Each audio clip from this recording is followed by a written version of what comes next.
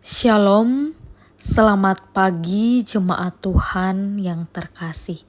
Kembali lagi kita berjumpa dalam Renungan Harian Toraya edisi Senin 21 November 2022.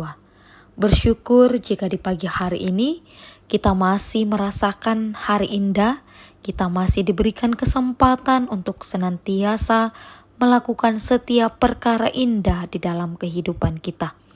Namun sebelum itu kita melakukannya, kita akan bergumul bersama Tuhan agar setiap perjalanan kehidupan kita sesuai dan seturut dengan firman-Nya.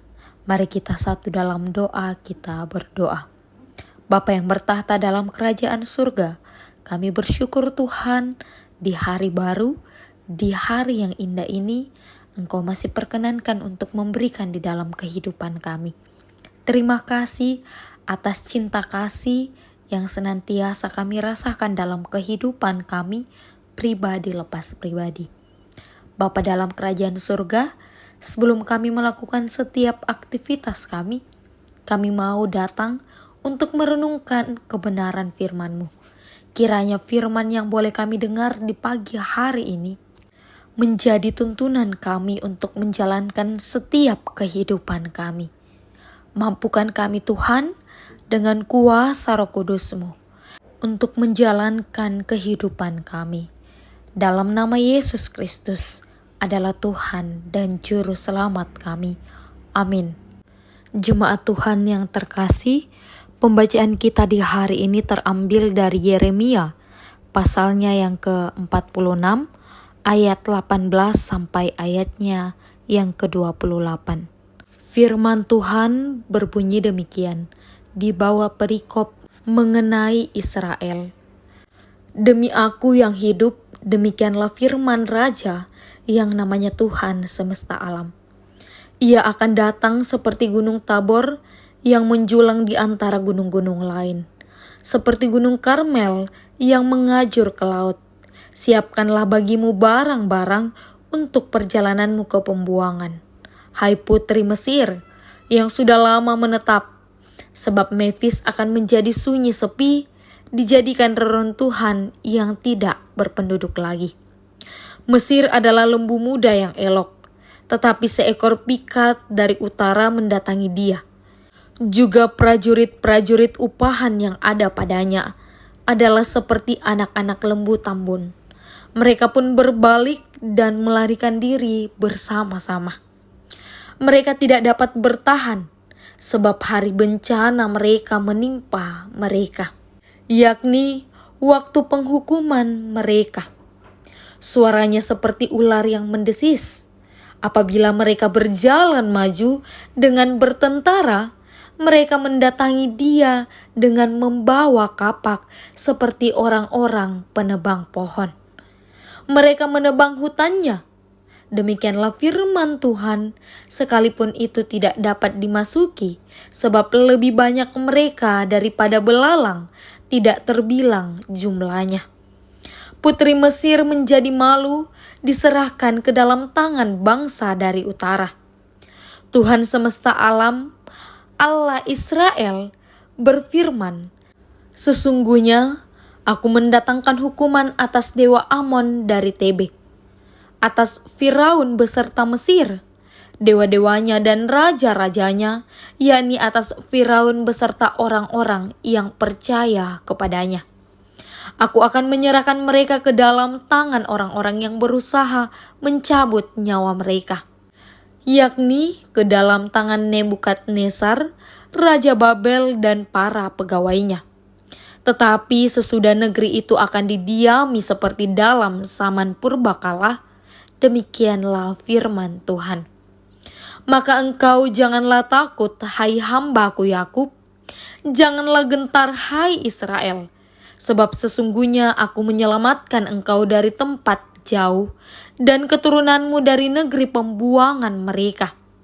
Yakub akan kembali dan hidup tenang dan aman, dengan tidak ada yang mengejutkan.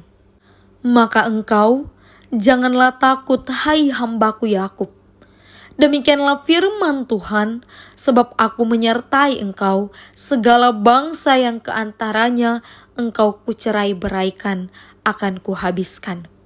Tetapi ini tidak akan kuhabiskan, aku akan menghajar engkau menurut hukum, tetapi aku sama sekali tidak memandang engkau tak bersalah. Amin.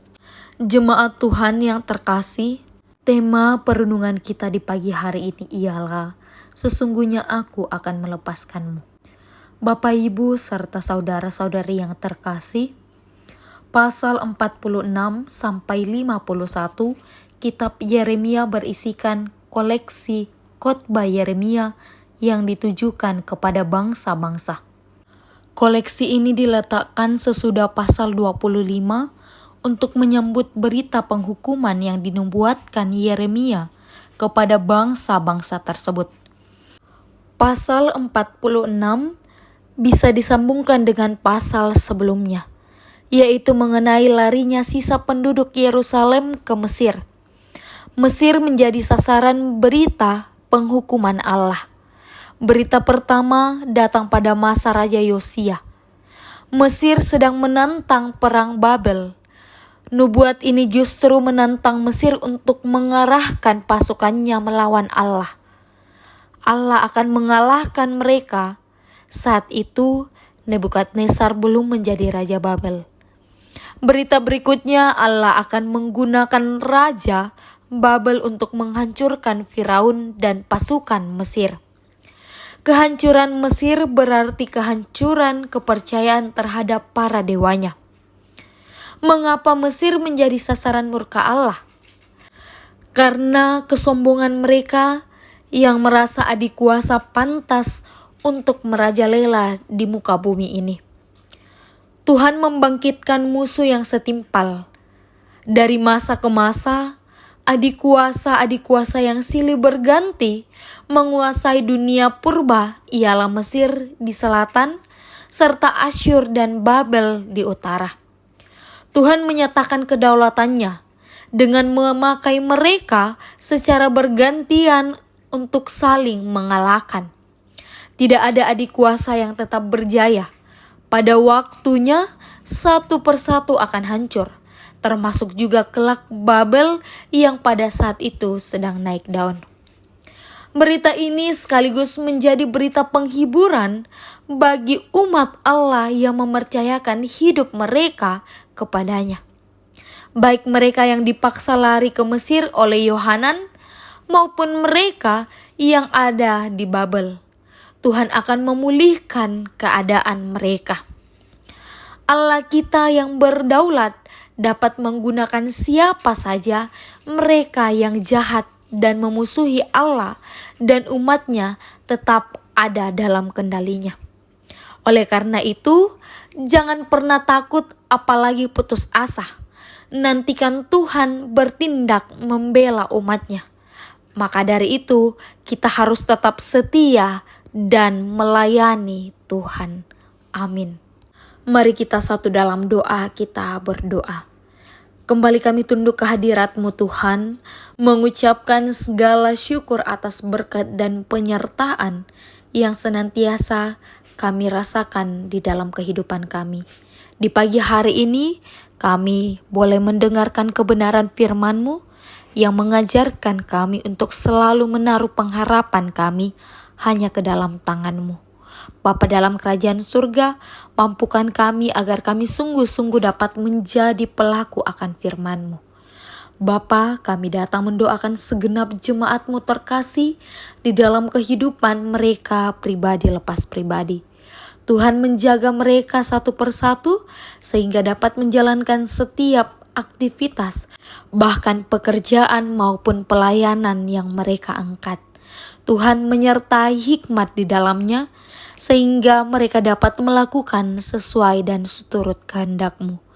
Yang dalam keadaan kelemahan tubuh Tuhan, kami menyerahkan juga ke dalam tangan-Mu, karena Engkau adalah sumber pemberi kehidupan, sumber pemberi kesehatan.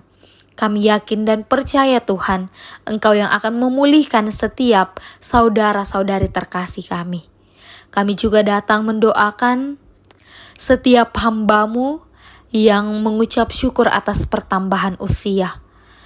Terima kasih Tuhan atas pertambahan usia yang Engkau berikan 1 tahun lagi. Kiranya pertambahan usia itu dapat dilihat sebagai cinta kasih yang utuh daripadamu.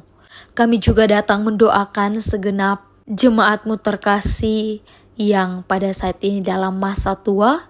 Tuhan memberikan selalu kesehatan, Tuhan menjadi sumber pemberi penghiburan di dalam kehidupan mereka, di dalam masa tua mereka.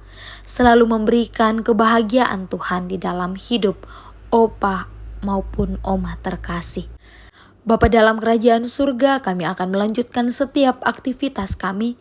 Tuhan yang akan menuntun sehari penuh kami ini, bahkan sampai hari-hari selanjutnya. Di dalam nama Yesus Kristus yang adalah Tuhan dan Juru Selamat kami. Amin. Pergilah dan selalu kokoh di dalam pengharapan akan Tuhan dan terimalah berkat Tuhan. Kiranya Allah mengasihani kita dan memberkati kita. Kiranya Ia menyinari kita dengan wajah-Nya. Amin. Selamat melanjutkan segala aktivitas kita. Tuhan Yesus memberkati. Shalom.